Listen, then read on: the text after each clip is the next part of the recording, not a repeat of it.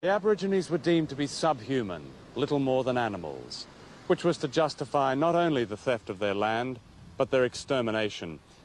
An edition of the Encyclopedia Britannica, still in circulation when I was at school, described them as only an animal of prey, more ferocious than the leopard or the hyena.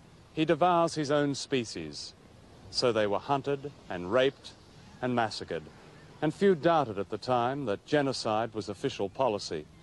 A government report in the 1850s spoke of the success of poisoning Aborigines, 100 of them laid out at a time. But until quite recently, little of this was even acknowledged. In Tasmania, the Aborigines were said to have died out. In fact, they were hunted along with kangaroos and almost wiped out. In New South Wales, by 1845, the tribe who had watched Captain Cook sail here into Botany Bay was reduced to 3 women and a man. In Victoria, an Aborigine called Old Mr. Burt recalled this story told by his mother. They buried our babies with only their heads above the ground. All in a row they were.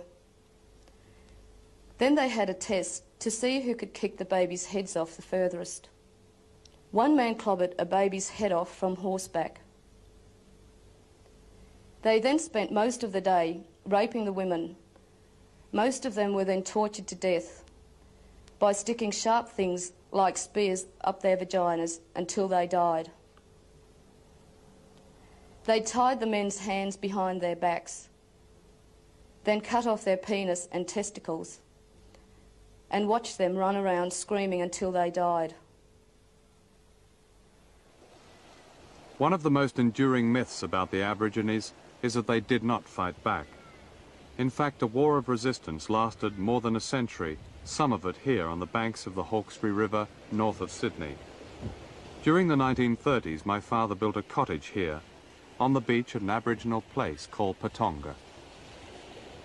I think we knew that somebody had lived at Patonga at some time, but no one talked about it. In fact, an entire nation had lived here on and off for thousands of years. They were called the Jurag, a unique Aboriginal people, tall and slender, whose country extended to a 40-mile radius north of Sydney, and the mighty Hawkesbury River was theirs. And when the British established the town of Windsor in the early 1800s, a great war began. This war was not recorded in the Imperial Chronicles of Australia. Growing up here, I knew nothing about it, and I suspect that's still true of the people in the smart beach houses here today. And yet the Jurag inflicted on the British a casualty rate greater than that sustained by the Australian Armed Forces during all of World War II. And finally, after 22 years, outnumbered and without guns, they went down fighting to the last man, woman and child, a complete nation. Today, in a land of many cenotaphs and war memorials on which invariably is written, "Lest we forget," not one of them stands for those who fought and fell in their own country. By the 1920s, the British invasion had caused the deaths of at least 250,000 black Australians. Genocide on a massive scale. But this fact remained suppressed, except in the living memory of those who survived. Here in the Northern Territory, in the great isolated heartland of Australia, the killing of Aborigines continued well into the 20th century, and most of these also remained secret. However, in 1928, 150 miles from Alice Springs, a gang of police and cattlemen massacred at least 50 Aborigines, perhaps many more, and word got out. A public inquiry was held, and its findings were summarized in these 3 words: the shooting was justified.